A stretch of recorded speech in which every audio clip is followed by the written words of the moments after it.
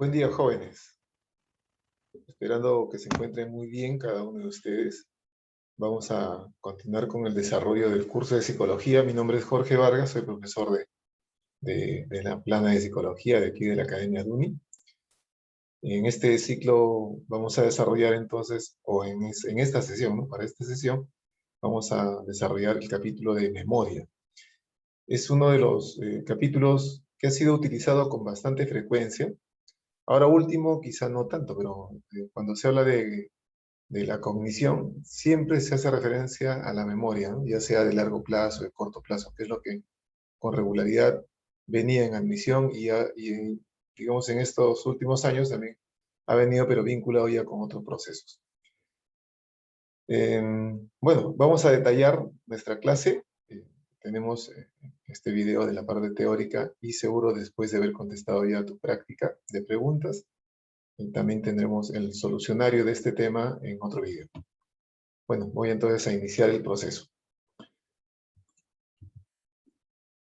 Bueno, el tema, hoy hablaremos de los, bueno, no de todos los procesos cognitivos, sino de uno de estos procesos, ¿no? La memoria. Hablaremos de la teoría de la memoria, especialmente la propuesta por el llamado enfoque modal o enfoque modélico, o también denominado enfoque multialmacén, y mencionaremos la clasificación o los tipos de memoria de largo plazo. Entre los objetivos de la clase de hoy, al finalizar la clase, entonces sabremos reconocer qué es la memoria, el concepto fundamental. Habremos también definido mejor, ¿no?, cuáles son los tipos de memoria o los tipos de almacén que tiene este sistema. Y centrándonos en la memoria de largo plazo, habremos también revisado y conocido ya, saber definir los diferentes tipos de memoria dentro de la llamada memoria de largo plazo. Aquí, por ejemplo, vamos a empezar con la definición de memoria y el proceso secuencial. El término memoria, ¿no?, memoria, memorizar, hace referencia a recordar, ¿no?, al acto de recordar. Una de las principales cualidades o capacidades que se busca resaltar de un estudiante es que precisamente tenga buena memoria. Sin embargo, recuerda que los exámenes de admisión actualmente no son exámenes memorísticos. Antes existía este proceso, ¿no? Te preguntaban un dato y bueno, mirabas las claves y marcabas, ¿no? Hoy, por ejemplo, te habrás notado que se utiliza la memoria, pero no la memoria así, digamos, pasiva, sino una memoria activa, que acá vamos hoy día a llamar la memoria de trabajo. Esa es la que utilizamos actualmente cuando resolvemos una pregunta en un examen de admisión. A veces los alumnos dicen, profe, pero ya los exámenes ya no son de memoria. No, sí son de memoria, pero de memoria de trabajo, que está vinculada al pensamiento. ¿Qué es memoria? Es la capacidad, ¿no?, un proceso psicológico básico, porque es innato, y no solamente lo tienen los humanos, sino también lo tienen los animales.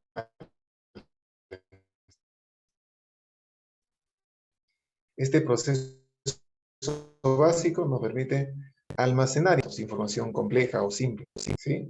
Almacenarla, ¿no?, y posteriormente evocarla, recuperarla, ¿no? A eso le vamos a llamar recuerdo.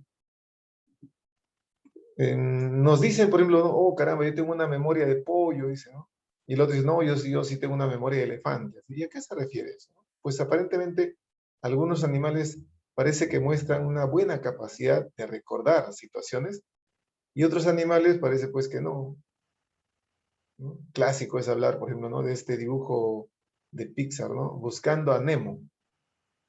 ¿Quién no recuerda a esta pescadita azul, ¿no?, llamada Dory, que está hablando de algo y, oh, mira, ¿no? ¿no?, rápidamente su capacidad de concentración y atención se pierde. Y como no tiene buen nivel de atención, entonces tampoco puede almacenar información de una manera adecuada. Para que haya una buena memoria, es necesario mencionar a estos tres procesos secuenciales: codificación, almacenamiento y recuperación.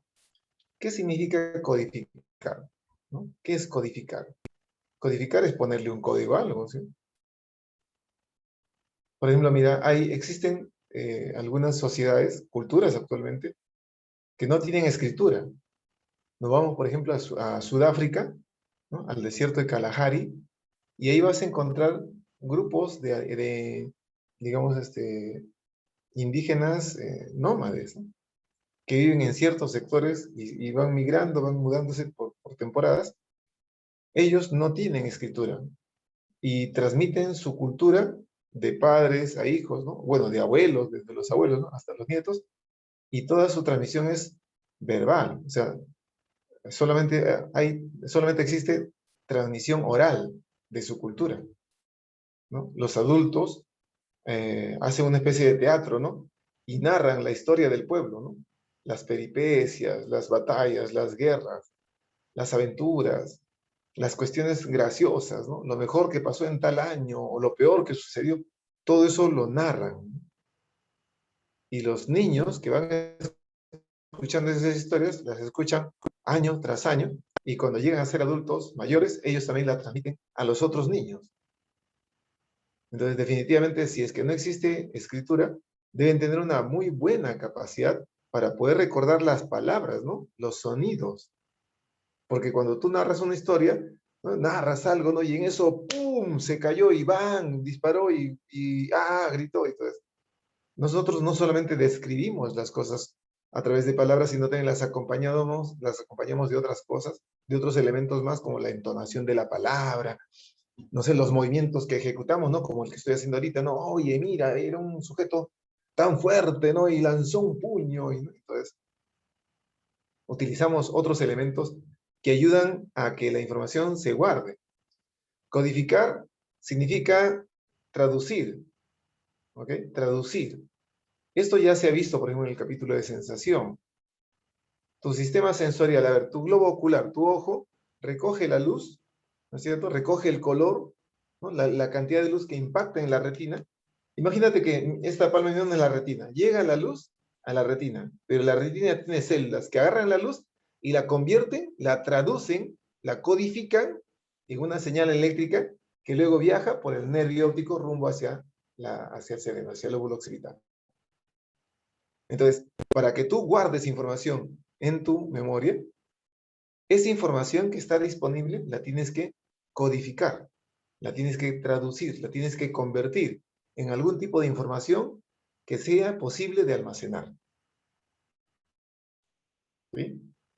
Una de las preguntas que nos hacen en la universidad cuando estudiamos la memoria, psicología, es, trata de buscar, nos dicen, ¿no? A ver, busca tu recuerdo más antiguo. Y eso te pido a ti, ¿no? Esta puede ser una grabada, pero definitivamente te hago la pregunta, tú que me estás viendo ahorita en el video. A ver, trata de buscar tu recuerdo más antiguo, tu recuerdo más antiguo. ¿Y cuál es tu recuerdo más antiguo, no? De repente recuerdas algo que te sucedió, lo más antiguo que recuerdes, y te darás cuenta de algo curioso. La mayoría de personas, su recuerdo más antiguo siempre está entre 3 a 5 años. La gente no recuerda cosas que le pasaron cuando tenían 2 años, 1 año. ¿Ves? Entonces, la gran pregunta que nos hacemos es, ¿por qué la mayoría de personas, su recuerdo más antiguo está entre los 3 a 5 años? Y es algo muy importante que vamos a decir ahorita. Porque entre 3 a 5 años ya comienza a utilizar la palabra y entonces esos recuerdos ya los codifica con palabras. No significa que en tu cerebro no existan recuerdos de cuando tenías 2 años o 1 año. Posiblemente puedan haber, pero posiblemente están codificados de otra manera. No están codificados como palabras. Están codificados de otros modos. Por eso es que cuando hueles el biberón de un bebé, ¿no? La leche que le preparan, o la mazamorrita de un bebé, o cuando hueles un roponcito, o cuando hueles a bebé nada más, se activan algunos recuerdos, ¿no? Pero se activan recuerdos más de carácter emotivo, ¿no? Entonces, siempre la información se tiene que traducir o convertir en un dato capaz de almacenar. El segundo proceso secuencial es el almacenamiento. Almacenar significa retener, retener. ¿Ok? Tú retienes la información por un tiempo. Puede ser un tiempo muy breve o un tiempo prolongado. Almacenar. Lo almacenas o lo grabas, lo guardas en algún tipo de memoria, ¿no? Puedes almacenarlo brevemente a nivel sensorial brevemente también a corto plazo, o lo puedes almacenar por un tiempo, digamos, no sé, pues, ¿no? Incalculable incluso, en la memoria de largo plazo. Pero ¿de qué me sirve guardar la información si después no la puedo recordar? ¿Te ha sucedido, por ejemplo, que alguna vez has guardado, ¿no? Por ejemplo, te dieron, no sé, un USB, ¿no? Con información, o te dieron una foto, te dieron un documento, y te digo, oye, por favor, guarda esto, ¿no? Guárdalo bien, que no se te vaya a perder. Y lo guardaste tan bien que al final no recuerdas dónde lo pusiste. O sea, sí lo has guardado, pero tan bien lo has guardado que hasta tú mismo te olvidaste. ¿De qué sirve entonces eso? Nos pasa también cuando tú estudias, cuando tienes algún tipo de información. A veces puede pasar que sí, o sea, o sea, yo lo tengo, pero caramba, no lo puedes traer. El almacenamiento es la capacidad de retener, pero el almacenamiento debe ir de la mano con el siguiente proceso secuencial, que es la recuperación, la capacidad para poder evocar la información. ¿Sí? Entonces tú tienes que almacenar información, pero con la posibilidad de que se pueda extraer el dato. Recuperar significa entonces recordar. ¿Ok? Es el proceso de recordar. Aquí podemos ver, ¿no? Por ejemplo, una persona observa un gato. Al observar, percibe, recoge información, ¿no? ¿Ves? Su sistema sensorial, en este caso su sistema visual, observa al gato, ¿no? El color, la forma, el tamaño, el peso, etc. ¿Eh? Intervienen ahí sus procesos cognitivos de sensación y percepción. Pero esa información no solamente le permite formar la imagen mental, el percepto del gato, sino que ese percepto se almacena en su memoria, ¿no? Lo codifica, mira, con palabra. Estoy viendo un gato, he visto un gato negro, incluso puede decir, está codificándolo con palabras. Al día siguiente, ya no está el gato presente, pero él recuerda al gato. Entonces, significa que la información estaba almacenada en un sistema de memoria, en este caso, si es de un día para otro, ya podemos hablar de memoria de largo plazo. Y entonces evoca. ¿Qué significa eso? Recupera, ¿no? Acá se codificó y se almacenó, y al día siguiente se está recuperando. Recuperar es lo mismo que evocar. ¿Está bien? De acuerdo a las investigaciones desarrolladas por Richard Atkinson y Richard Schifrin, esta teoría fue formulada hacia el año 1968, hace 53 años atrás más o menos. Y hasta ahora se mantiene vigente porque digamos que es un esquema que proporciona una buena explicación acerca de lo que vamos a comentar.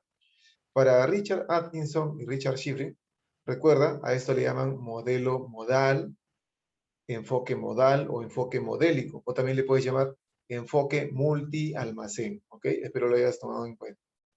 Para este modelo, las personas tenemos 3 memorias y las 3 pueden funcionar al mismo tiempo, ¿no? Por eso te hablan de enfoque multi-almacén. Un sistema de memoria se llama memoria sensorial. La memoria sensorial es una memoria muy fugaz, ¿ok? Muy fugaz. Funciona cuando se activan los receptores sensoriales. Imagínate que estás en una habitación totalmente oscura. Hemos tapado todo, completamente hemos tapado todo, absolutamente. ¿Ok? Tú estás con los ojos abiertos, no ves absolutamente nada. Todo es oscuridad. Y en eso se prende un puntito, ¿no? Un puntito de luz se prende y se apaga. Y tú dices, sí, por aquí hubo un puntito de luz, se prendió. O sea, a pesar de que se prendió rapidito y se apagó, ¿no? Queda como que tu retina se queda la imagen del punto de luz por un breve momento. Eso se llama memoria sensorial. O sea, la retina, las células de la retina, están recordando la imagen del punto de luz por un fugaz momento y luego desaparece, sigues otra vez en la oscuridad. Entonces, la memoria sensorial es la memoria que es generada por la actividad de los receptores sensoriales. ¿Está bien? Y por supuesto, es fugaz, muy rápida, se olvida rápido, la información desaparece rápido. Si es que tú prestas atención a la información que está en tu memoria sensorial, recién dicha información pasa a tu memoria de corto plazo. Si no, se pierde. Por ejemplo, tú puedes estar conversando, ¿no? Imagínate que tú estás contestando una llamada telefónica, oye, sí, bla, bla, bla, estás hablando por teléfono, pasa tu mamá y te dice, oye, apaga la cocina, estoy yendo a la tienda, repito, ¿no? Si es que escuchas que hierve el agua, o en 2 minutos, por favor, apagas la cocina. Ya, dices tú y sigues hablando, y terminas, y, ¿qué me dijo? O sea, vi que mi mamá algo me dijo, ¿qué me dijo? Yo te apuesto, te aseguro, que mientras tú estabas hablando por teléfono, cuando tu mamá habló, sí, detectaste el sonido, sí lo has captado, pero tú no estabas atendiendo a la información que venía de tu mamá, tú estabas atendiendo a la llamada, ¿sí? Cuando quisiste decir, ¿qué me dijo? Entonces, observa el esquema acá en la pantalla. ¿Escuchaste la información? O sea, ¿oíste la información? Sí. ¿Lo que te habló tu mamá? Sí lo oíste.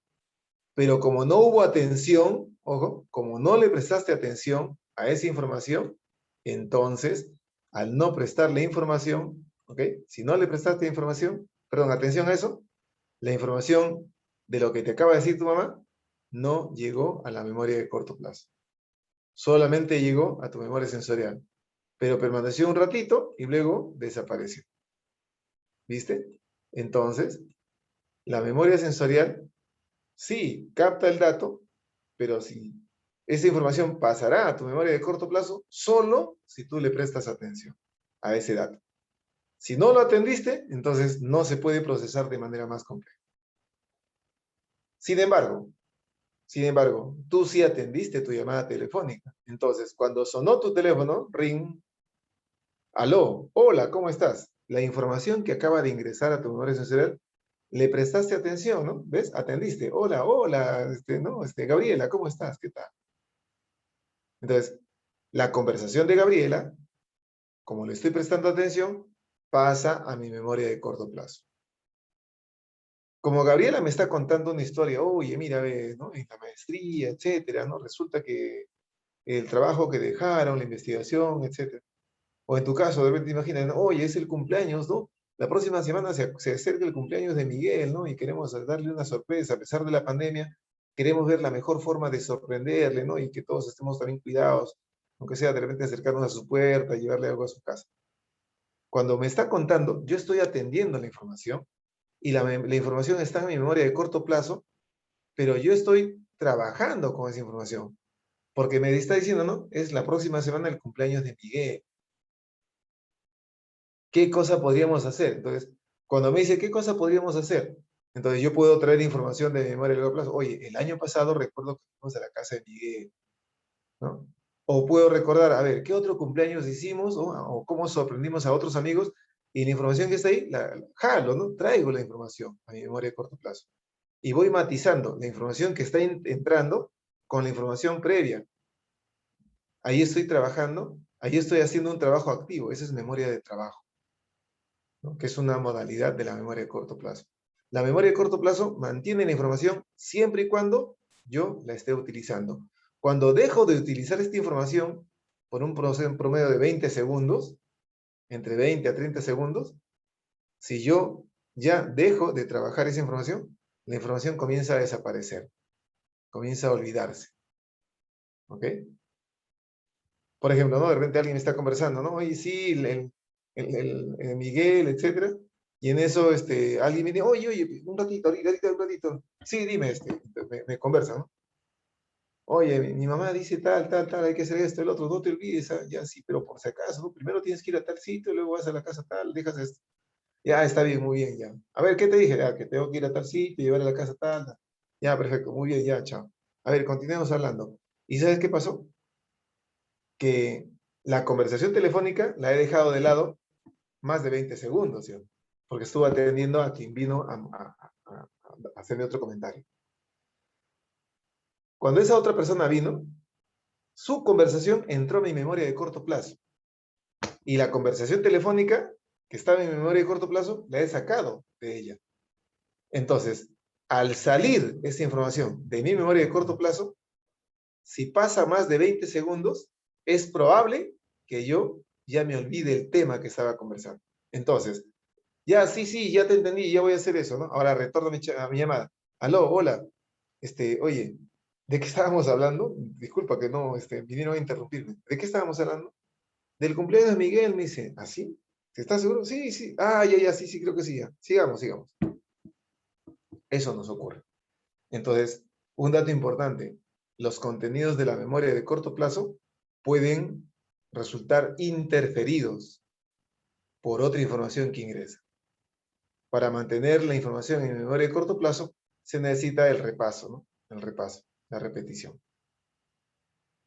Cuando la información es importante, ¿no? Si me dan algún dato importante y yo lo tengo en mi memoria de corto plazo, como esa información es importante, entonces se codifica de una manera más fuerte y se almacena en la memoria de largo plazo.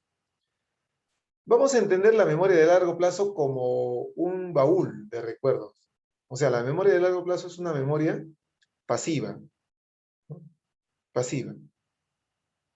Por ejemplo, ahí está la información de las cosas que conoces, pero que en este momento no recuerdas ni estás utilizando. Ahí está. Ahorita que te estoy hablando yo de la memoria, yo te aseguro que en tu mente, en tu memoria, tú tienes conocimientos de física, de química, pero que ahorita no estamos usando. Tú no estás ahorita usando tus conocimientos de química y física para esta clase que te estoy yo dando en esta grabación. Entonces, tus recuerdos de química, física, biología, están en tu memoria de largo plazo, están almacenados ahí. Cuando los necesites, los sacarás. Por ejemplo, ¿qué tal das un examen de biología? Y entonces, a ver, ¿no? Te dice, ¿no? Las células nerviosas más grandes, ¿no? Que tienen forma piramidal, se denominan. Ah, esas neuronas, sí, eso. Ah, son las neuronas de Purkinje. Cuando te preguntaron eso, buscaste el dato en tu memoria de largo plazo, sacaste el dato, lo trajiste a tu memoria de corto plazo y con tu memoria de trabajo operaste con esa información y contestas la pregunta. Para que la información se mantenga en la memoria de largo plazo, se necesita el repaso elaborativo. ¿Qué es el repaso elaborativo? Significa saber vincular el dato que estoy haciendo ingresar con la información previa, con los conocimientos o saberes previos que yo tengo. Vincularlo, engancharlo, asociarlo.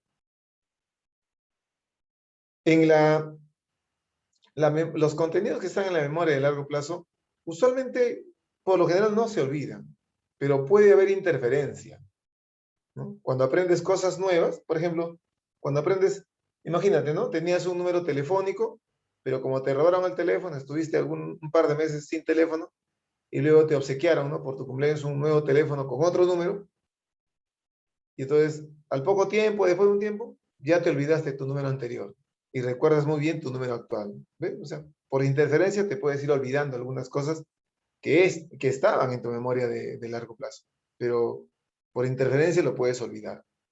Pero por lo general, los contenidos bien codificados y que están en la memoria de largo plazo ya no se olvidan, ¿eh? Se mantienen con bastante fortaleza por mucho tiempo.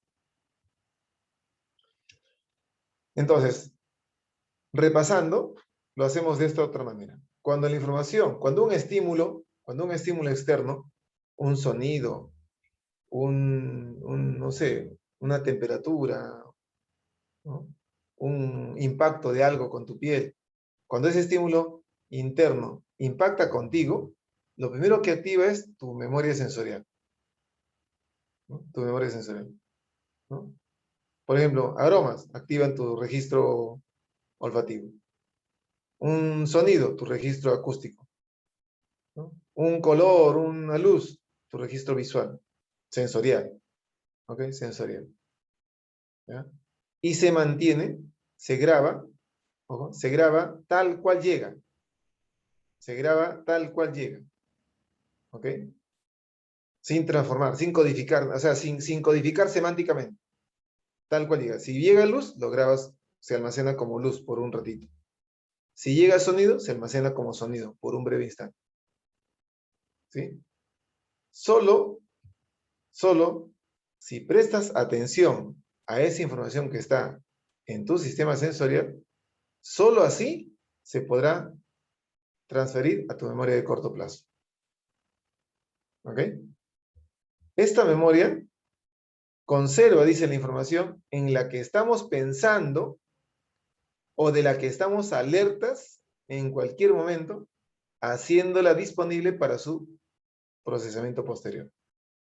O sea, por ejemplo, ¿no? Me pongo a ver una película. A ver, estímulo externo, la película.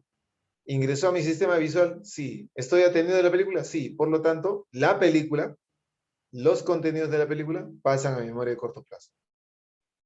Y se mantienen en mi memoria de corto plazo, porque en cualquier rato, se supone que yo voy a vincular, si mi película dura 1 hora y media, ¿no?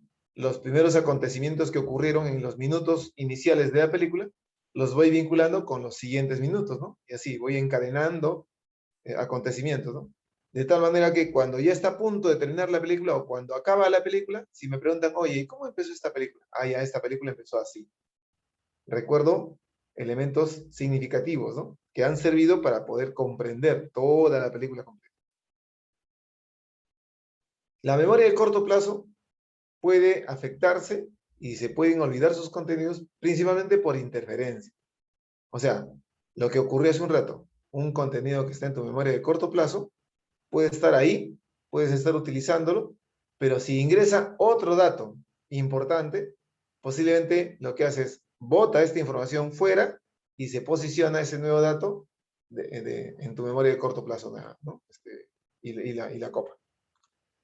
La información que está en tu memoria de corto plazo entonces se puede mantener, ¿no? Mientras tú repasas y sigues operando con la información. ¿Ok? Ahora, si tú la codificas mejor y existe el repaso elaborativo, entonces la información se hace más significativa y se almacena en tu memoria de largo plazo, ¿no?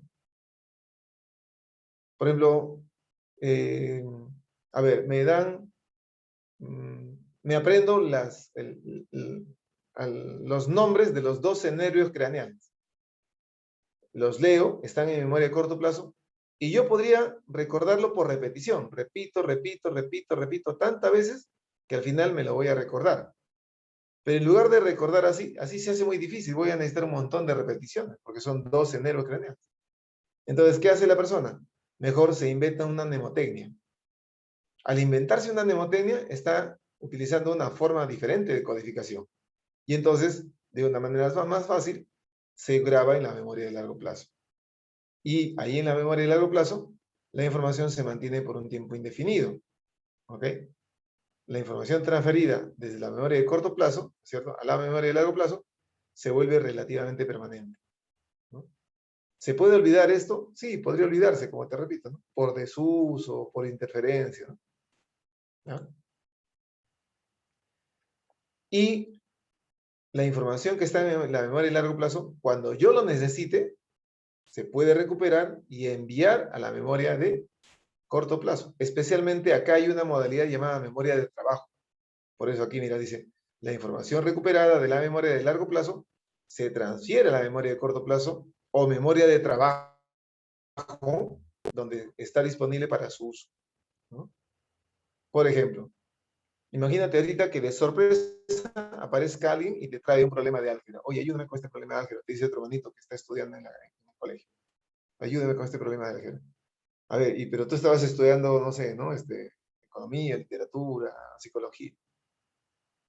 Como tú estabas concentrado en psicología, en tu cabeza, en tu memoria activa, no estaban los contenidos de álgebra.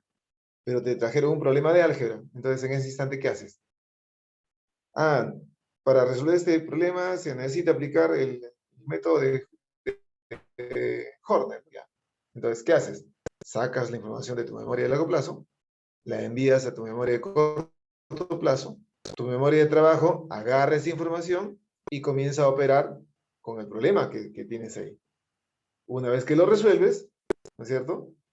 Tu memoria de corto plazo va a ser reemplazada nuevamente por cualquier cosa, ¿no? Por la televisión que estás viendo o por el video que continúas observando, etc. La memoria sensorial tiene una capacidad ilimitada. Puede ingresar cualquier cantidad de información. Se almacena información con el mismo formato en que lo has detectado, ¿ok? La sensación visual, por ejemplo, la luz, los colores, se almacenan por un instante tal cual llegan, como luz o como color. El sonido como sonido, ¿no? El contacto con la piel se recuerda como contacto. Y tu sistema sensorial lo almacena por fracción de segundos o incluso hasta 3 segundos, como en el caso de la memoria auditiva. ¿Sí? Acá, por ejemplo, puedes observar, mira, algunos ejemplos de memoria sensorial. Agarro un lápiz, ¿no es cierto? Agarro un lápiz por la punta y muévelo así, ¿no? Así como está acá, ¿no? Acá dice, ¿no? Tómese un lápiz por la punta frente a uno, a distancia de un brazo, así, o sea, estiras tu brazo, agarras el lápiz. Y, de fondo trate que sea una pared blanca de repente. Y mientras se ve de frente, agites el extremo donde está la goma por medio de movimientos laterales. O sea, es como si agarras el lápiz y lo mueves de un lado para otro, ¿no? Si lo mueves rápidamente, no vas a ver un lápiz nada más, sino que parece que hay varios lápices. ¿Por qué aparecen varios lápices?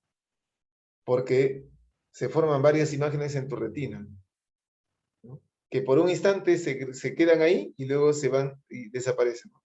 Por un instante hay varias imágenes que se van formando al mismo tiempo, no rápido, y se van desapareciendo. Eso se llama memoria icónica, ¿ok? La memoria sensorial visual se llama memoria icónica, de icono, imagen. La memoria sensorial auditiva se llama memoria ecoica, de eco, acuérdate del eco, ecoica. Y la memoria sensorial táctil se llama memoria áptica, con H, áptica, ¿ok? Por ejemplo, ¿no? Yo siempre pongo este ejemplo, ¿eh? Si me doy un golpe, acá, imagínate, me golpeo la piel, ¿no? Si yo golpeo la piel y retiro mi mano, el estímulo es esta otra mano, ¿no? Golpeo y retiro. Ya no va a estar el estímulo, pero la piel va a seguir activa. Mira, 1, 2, 3. Al golpear mi piel, retiré mi mano y mi piel se ha quedado por un ratito todavía como activa, o sea, las células de mi piel es como si estuvieran recordando aún. Ya no está el objeto ahí, ya no está mi otra mano, pero la piel como que se queda recordando el impacto. Eso se llama memoria áptica, es un tipo de memoria sensorial táctil. La memoria icónica, que es la memoria visual, un investigador llamado George Sperling hizo estudios sobre memoria sensorial, ¿no? Esta imagen que ves aquí, de estas letras, ¿no es cierto? Mira, 2, 4, ya tienes ahí 12 letras. Estas 12 letras fueron puestas en pantalla por una vigésima de segundo. ¿Ok? Por una vigésima, o sea, se le presentó y, ¿no? ¡Pam! ¡Pling! Desapareció. Se presenta y desapareció. Incluso se le dijo, ¿no? Jóvenes, se le va a poner unas letras, ¿no es cierto? O se le va a poner una imagen y queremos que te concentres porque va a aparecer y aparece y desaparece, ¿no? Que te concentres y luego que nos digas lo que has visto. Se les puso, desapareció y la mayoría no podía recordar todas las letras, ¿no? La mayor parte recordaba entre 4 a 5 letras. Eso era todo lo que podían recordar. Ojo, lo máximo.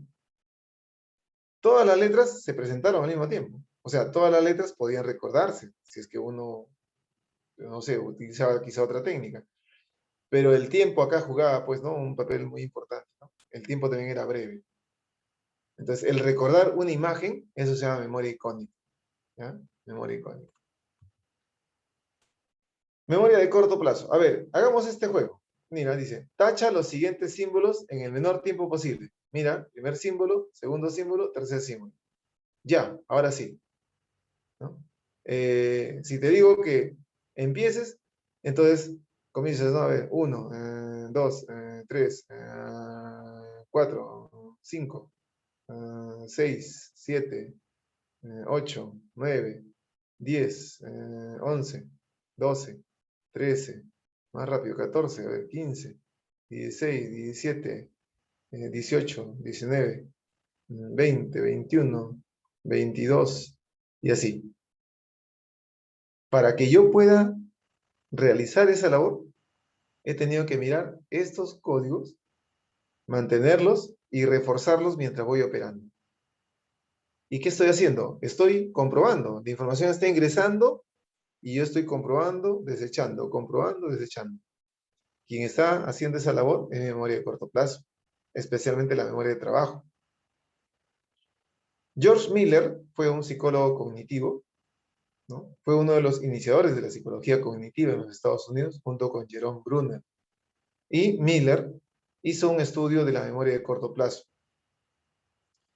¿no? Le presentó pues a las personas diferentes datos y se dio cuenta que las personas podían recordar entre 5 a 9 trozos de información. Él lo representó como 7 más menos 2 trozos de información, ¿no? 7 más menos 2 chunks, decía él. Chunks, aquí está, mira, chunks o paquetes, trozos. Y decía pues entonces que la memoria de corto plazo tiene la capacidad de recordar 7 más menos 2 trozos de información. La memoria de corto plazo es una memoria que almacena información mientras la estoy utilizando, ¿no? Y si dejo de utilizar el dato, entre 15 a 25 segundos, ya lo voy a olvidar. Si me encuentro con una persona y me dice, oye, anota mi número y me lo dicta, y yo no tengo con qué no, ya, díctamelo rápido porque voy a ir rápido, allá está mi celular. Allá es 9, tal, tal, tal, tal, tal, me da, y entonces, ya, chao, chao, chao. Mientras me estoy yendo a buscar mi celular para grabar el número, eso que me acaba de decir está en mi memoria de corto plazo, y para mantenerlo ahí, ¿qué voy a hacer? Lo voy a volver a repetir, repetir, repetir. Una estrategia, eso se llama bucle fonológico, ahorita lo voy a comentar, ¿ya?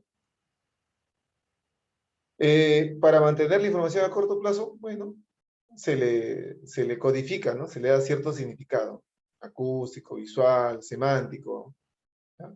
O sea, puede usar las palabras para mantener información en memoria de corto plazo. Procesos de control de la memoria de corto plazo.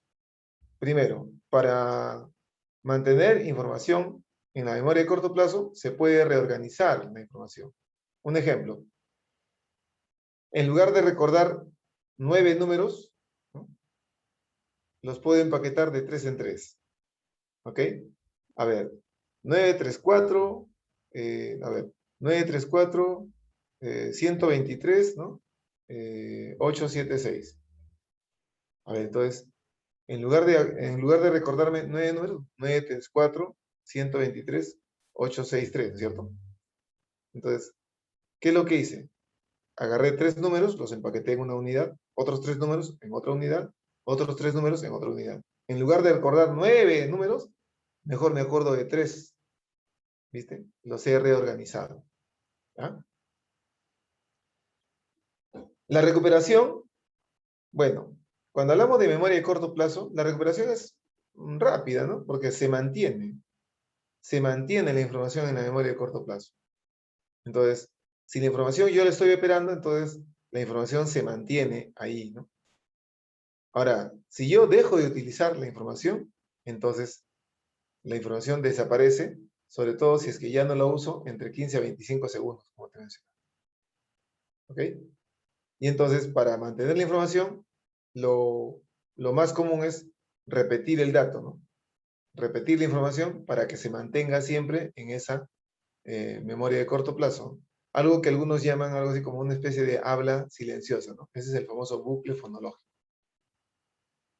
La memoria de trabajo es una modalidad de memoria de corto plazo. Por ejemplo, acá, mira, si me dicen así, ¿qué figura, cuál de las 6 figuras que están aquí abajo, cuál de las 6 fichas debe ir en este espacio vacío? Yo veo triángulos, puros triángulos. Pero estoy mirando, mirando y digo, a ver, un momento. Hay triángulos negros, triángulos blancos y triángulos plomos. Triángulos negros, hay 1, 2, 3 triángulos. Plomos, 1, 2, 3. Entonces los blancos tienen que haber 1, 2 y 3, ¿no? Entonces acá tiene que ir 2 triángulos blancos. Por lo tanto, la clave sería la ficha 5.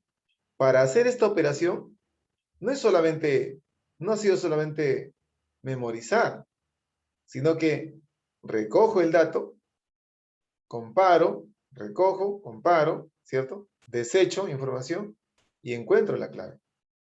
Lo que estoy haciendo es utilizar una modalidad de la memoria de corto plazo llamada memoria de trabajo. También se le llama memoria operativa o memoria en funcionamiento. Esta memoria se utiliza para realizar tareas cognitivas, como por ejemplo, resumir, ¿no? Como para poder conversar, para poder encontrar la clave de repente de una pregunta, ya sea de psicotécnico o una pregunta de letras o de matemáticas, resolver un problema matemático, por ejemplo. Pese a tener una capacidad limitada, nos permite manipular información para el cumplimiento de tareas cognitivas de modo simultáneo. ¿Ok? O sea, puedo ir razonando, comprendiendo, resolviendo un problema. ¿Ah? Esta memoria de trabajo está formada por 3 módulos. El módulo del bucle fonológico, o sea, cuando yo, sin hablar, es como si yo me repitiera, ¿no? Mentalmente,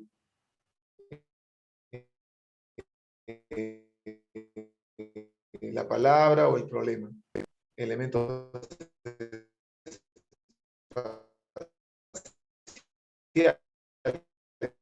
¿no? Imágenes,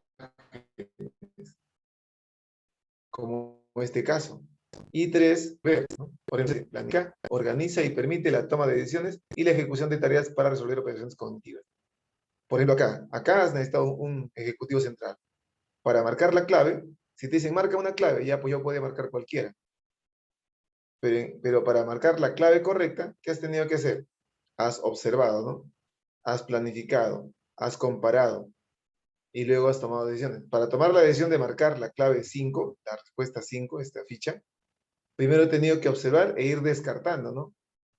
No puede ser la 3, ¿no? ¿Por qué? Porque obviamente no se ajusta a la operación que he realizado acá, ¿no? Y a la regla que me están proponiendo los otros datos. Eso se llama ejecutivo central, ¿no? Es algo así como un director de orquesta, ¿no? El que opera, planifica para poder contestar y resolver preguntas. La memoria de largo plazo es una memoria ya más extensa. Si te pregunto, ¿cuál es el nombre de tu colegio secundario? ¿No? ¿En qué colegio estudiaste? ¿Cómo se llama tu colegio? Vas a recordar. ¿Cómo se llama este personaje que está acá? ¿No? Ah, es sencillo, ¿no? Muy conocido, ¿no? ¿Cómo se llama este instrumento que está tocando esta persona? ¿Es un violín? No, no es un violín. El violín es más chiquito. Entonces, recordar estos datos significa que estamos activando información que está almacenada, ¿no? En mi memoria. Pero en una memoria que guarda información por un tiempo más prolongado. La memoria de largo plazo almacena información por un tiempo prolongado, ¿ok? El tiempo es indefinido e incluso hay información que quizá no se olvide nunca, puede permanecer con nosotros durante toda la vida. Los investigadores cognitivos y los investigadores de las ciencias informáticas están tratando de descubrir si la información que tenemos en nuestro cerebro, que se codifica bajo la forma de impulsos eléctricos, podría grabarse en un chip, porque es información eléctrica, ¿sí o no? Entonces la pregunta ¿es información eléctrica de cierta porción del cerebro? ¿Se podría grabar en un disco duro, en un chip? Y al grabarlo, estaríamos grabando los recuerdos de una persona, y podría yo sacar ese recuerdo, o copiarlo al menos, así como hacemos control C, y luego pegar ese recuerdo en el cerebro de otra persona, esa información eléctrica, colocarla en el cerebro de otra persona, o sea, podría hacer yo transferencia de un recuerdo. Hasta ahora, obviamente, pareciera que no es posible. Se han hecho algunos estudios en ratones, ¿eh? En ciertos ratones dice que se ha sacado porciones del cerebro de un ratón y se le ha colocado en el cerebro de otro ratón, y resulta que a un ratón le enseñaste a recorrer un laberinto, ¿no? Le enseñaste a recorrer, un ratón recorre un laberinto y sabe cómo llegar hasta la meta. Ya, luego lo sacrificas a este ratón, le sacas una porción de su cerebro, agarras otro ratón, lo operas, le abres el cráneo y en su cerebro le pones una porción de este cerebro, se lo pones a él. Una vez que sana de sus heridas, lo pones en este laberinto. Ese ratón que acabas de operar nunca ha pasado en este laberinto. Pero al ponerlo, resulta de que pudo recorrer la misma ruta que el ratón que fue sacrificado algunos días antes. La pregunta es, ¿fue casualidad? Tal vez. La otra es, tal vez la información de la corteza, ¿no?, del cerebro de ese otro ratón, quizá pudo transferir la información a este nuevo ratón. Entonces las investigaciones continúan, ¿no? Pero sería tremendo, ¿no? Hay una película de ciencia ficción que vi hace poco, es una película antigua, se titula Chappie, seguro que la has visto, Chappie, donde cómo es posible que la gente pueda transferir, ¿no? O sea, hasta la propia conciencia, ¿no? Ya no solamente la memoria, sino la conciencia, o sea, la dinámica completa de la actividad mental a un disco duro y colocarlo en una máquina, ¿no? En un robot, ¿no? Hacerse inmortal, ¿no? Imagínate. La memoria de largo plazo tiene capacidad ilimitada, ¿no? Y puede almacenar información de diferentes maneras, ¿no? Palabras, imágenes, significados, conceptos, ¿no? La información casi nunca se recuerda de la misma forma en que se almacenó. O sea, parece ser que la memoria de largo plazo almacena no tanto tal como llega la información, sino la almacena por comprensión y codificación de otras formas. ¿Ok? Su duración, indefinida. Su codificación puede ser semántica, puede ser información visual o imágenes con significado, ¿no? Por ejemplo, mira, para los que no conocen de música, esto solamente es una especie de bucle, ¿no? Pero para el que sabe de música, le puede dar nombre a cada una de estas posiciones, de estos signos musicales, ¿no? Los procesos de control de la memoria a largo plazo, a nivel de almacenamiento, dice, para almacenarse, la mayor parte de la información se debe procesar de manera consciente. O sea, si tú estás dormido y alguien te habla, no vas a almacenar la información. Había una especie de mito que hasta ahora se utiliza bastante. Vas a buscarlo seguro en internet. Se llama hipnopedia. Hipno significa sueño. Pedia, aprender, ¿no? Pedagogo, pedia es aprender, ¿no? Enseñar. Entonces, hipnopedia era una especie, a alguien se le ocurrió pensar y decir que la gente puede aprender cuando duerme. Y entonces a alguien le pusieron un cassette, en ese tiempo había cassettes, le ponían un cassette con una lección de palabras en inglés y la persona se ponía sus audífonos y se iba a dormir. Y durante él se quedaba dormido, ¿no? Y el cassette se repetía, durante toda la noche se repetía y se repetía y se repetía, una lección de inglés. Y decían que estas personas, cuando se ponían a leer esa misma lección que habían escuchado toda la noche, cuando se ponían a leer, la aprendían más rápido que aquellos que no la escuchaban. Entonces dijeron, oh, la magia. Entonces, la gente puede aprender durmiendo. Qué fácil sería, ¿no? Profe, entonces me voy a poner en la academia y esta clase la voy a escuchar durante mi sueño, ¿no? Pero resulta que aparecieron varios detractores e investigadores que plantearon que eso no fue tan real. Más bien se convirtió en un negocio, ¿no? Porque comenzaron a vender cassettes, reproductores de sonido, más se convirtió en negocio que realmente en una técnica de memoria. La recuperación, ojo, de la información que está en tu memoria a largo plazo, cuanto mejor organizada esté, cuanto mejor comprendida esté, pues más rápido se va a recordar. Si tú almacenas información o si tú intentas almacenar información desorganizada, es más difícil recordarla. Por eso es que a veces vas a tener ese famoso fenómeno de tenerlo en la punta de la lengua, ¿no? O sea, a ver, ¿cómo era? Sí, sí, yo me acuerdo de ese dato, ¿no? Ese es cuando se guarda la información de una manera desordenada. Tipos de memoria de largo plazo. Hay dos formas, memoria explícita y memoria implícita. A la memoria explícita se le llama memoria explícita o declarativa. ¿Ok? Y a la memoria implícita le llaman no declarativa.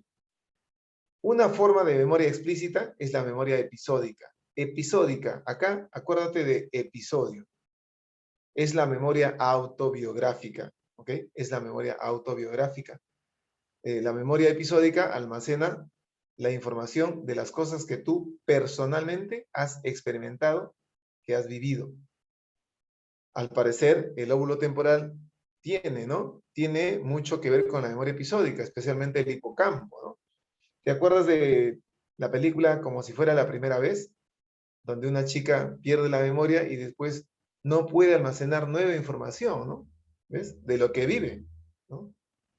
También ha pasado de que personas que han sufrido de enfermedades graves que les ha afectado el cerebro, eh, había un paciente, Henry Molaison, que le operaron el lóbulo temporal, ¿no? O un virus, ¿no? Le alteró al lóbulo temporal y dañó su hipocampo, y entonces perdió, o sea, se olvidó de su vida prácticamente, ¿no? Recordaba pocas cosas de su vida. Sí recordaba a su esposa, pero Otras cosas no recordaban. Entonces, la memoria episódica es recordar cosas que tú personalmente has vivido, ¿no? Tú mismo, ¿dónde estudiaste? ¿Cómo se llama tu colegio? Ese es activar tu memoria episódica, ¿no? ¿Alguna vez te mordió un perro? No sé, pues, ¿no? Preguntarte, ¿no? Cosas de las cuales tú, ¿no? ¿Cómo se llamó, pues, ¿no? El primer amor de tu vida, ¿no? De repente, ¿no? Quizás no fue tu pareja, no fue tu novia, tu enamorada, enamorado. Pero ¿cómo se llamó el primer amor de tu vida, ¿no? La primera persona que te gustó mucho. ¿Ves? Lo recuerdas, es memoria episódica. ¿Ya? O cuál fue la canción que más te gustó, ¿no? El año pasado, ¿no? O el año pasado. O qué canción estaba de moda cuando terminaste el colegio. Eso es memoria episódica, ¿no? O recuerdas tu primer día de clases en el colegio, la primera vez que te llevaron a un colegio, ¿lloraste o no lloraste? Si recuerdas eso, es memoria episódica, ¿ya? La memoria semántica sería la otra forma de memoria explícita. Y como su nombre lo indica, ¿no? Semántica, o sea, es almacenar información codificada a través de palabras, es información. Esta es tu memoria enciclopédica, ¿ok? Es la memoria enciclopédica. Son los conocimientos que tienes acerca de significados, definiciones, información. Cuando te preguntan por definiciones, ¿no? Cuando te preguntan acerca de, no sé, química, física, eso está almacenado en tu memoria semántica, ¿no? La historia que escuchaste de tu profesor, ¿no? Las clases de historia, las clases de biología, ¿no? Información que está en tu memoria semántica. En el proceso de envejecimiento, dice, se ha encontrado un mal funcionamiento de la memoria episódica, ¿no? Y un normal funcionamiento de la memoria semántica. O sea, los ancianitos a veces ya se olvidan algunas cosas que hicieron, o se olvidan el nombre de sus nietos, o incluso podían olvidarse hasta el nombre de sus hijos, producto, no sé, pues de la enfermedad de Alzheimer, pero su memoria semántica de repente se mantiene bien, ¿no? O sea, sabe el nombre de las cosas, ¿no? Recuerda a veces definiciones, nombres de personas, o de personajes sería mejor, ¿no? O sea, su información semántica de repente se mantiene bien, ¿no? Pero sus recuerdos personales a veces algunas cosas los ha olvidado. ¿Está bien? Es una memoria libre de contexto. O sea, la memoria contextualizada es la memoria episódica, porque recuerdas cosas que tú has vivido, ¿no? En un determinado contexto. Pero la memoria semántica es libre de contexto. ¿Ok? Recuerdas definiciones, conceptos, como te decía.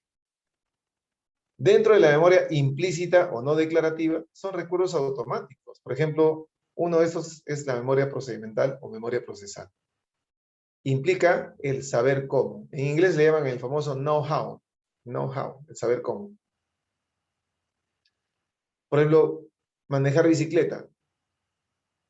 Manejar bicicleta no se aprende por teoría, sino haciendo. ¿Sí? Haciendo.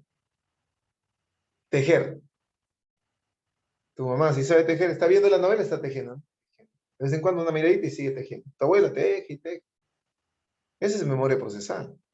Cómo te abotonas, cómo te desabotonas, cómo se amarran los pasadores, cómo nadar, ¿ves? Cómo lanzar un objeto, cómo se agarra la cuchara para comer, cómo se agarra el lapicero y cómo se escribe. Esos son movimientos automáticos.